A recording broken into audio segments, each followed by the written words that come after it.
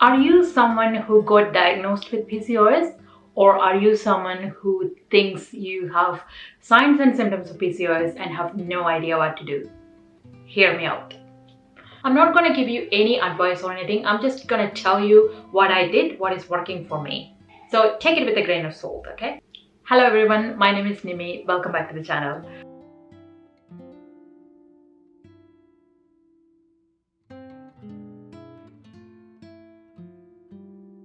I've been suffering from PCOS a long time now. I have weight issues, I have menstrual problems, I have hirsutism, I have all the other emotional symptoms as well with PCOS. This condition was sucking a lot of life out of me for all these years. The main reason because I didn't know this was the condition that I'm suffering and I can do something about it.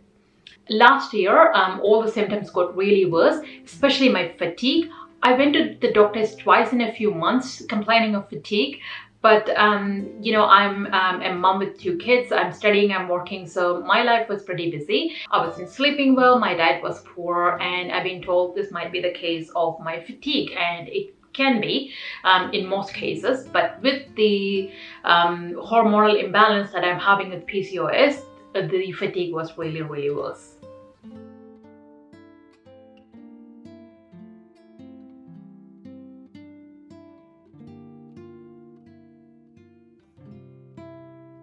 So a couple of months ago, I decided to go to my doctor and tell him that I have PCOS and I need to get tested for all my androgens, my insulin, my glucose in my blood and everything. And turns out my androgens are elevated. Also my HbA1c, which is the test to measure our glucose level in our blood over a period of time.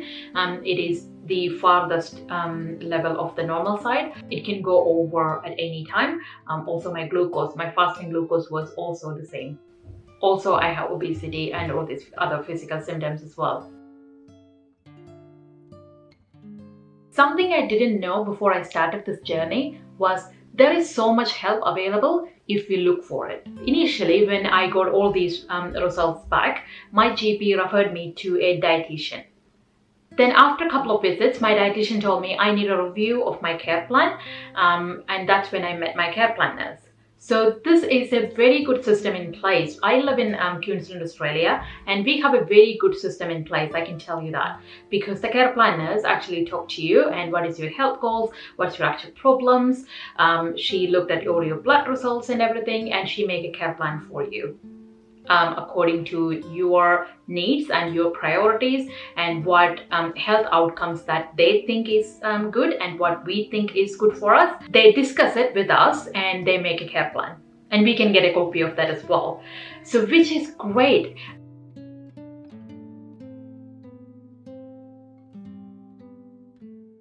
And now I got a dietitian, I got an exercise physiologist, which I didn't know that I can get help from.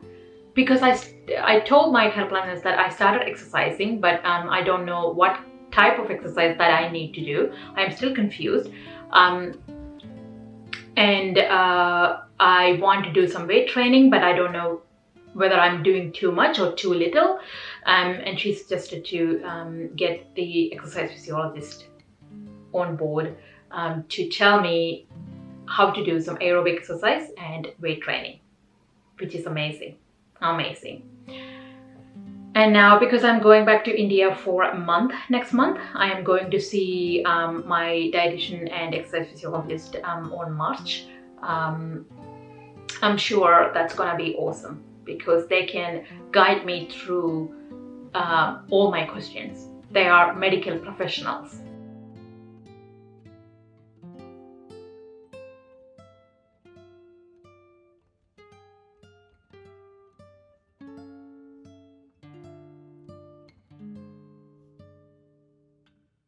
Now I have all these diet requirements. Now I'm gluten-free, dairy-free. I tell every get-together that I go that I'm gluten-free dairy, which I never did before. So everyone was asking me, Nimi, why are you gluten-free? Why are you dairy-free? What is even gluten?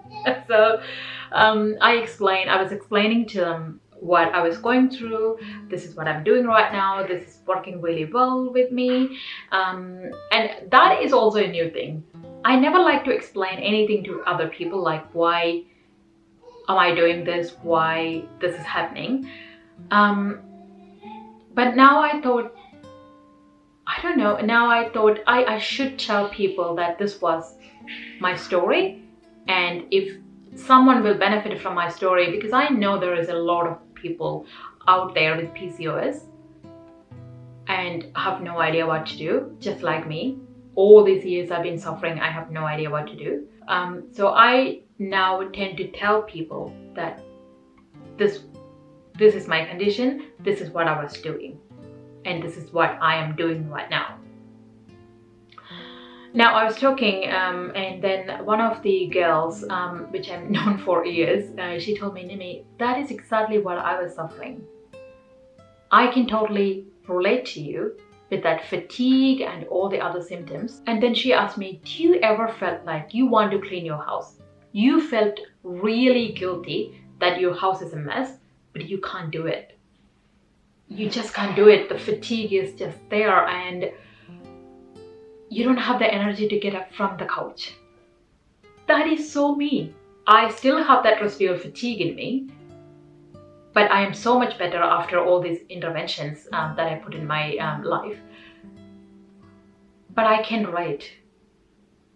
That is exactly what I felt. And we had a little chat, and now I am realizing that there are a lot of people out there suffering just like me with this condition, with the fatigue and everything.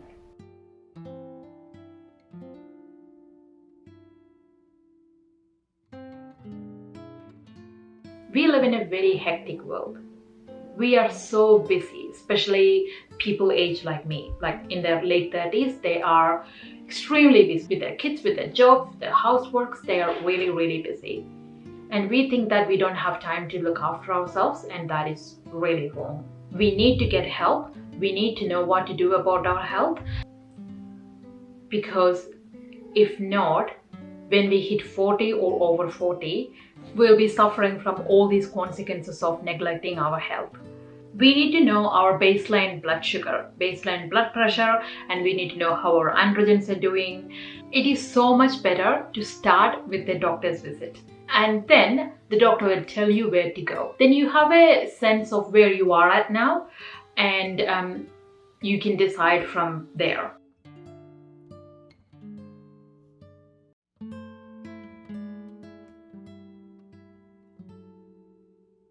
So from my care plan, what I need is a diet that will help my insulin resistance and my hormone balance, and a aerobic and strength training that will improve my muscles' ability to absorb more glucose and get toned up.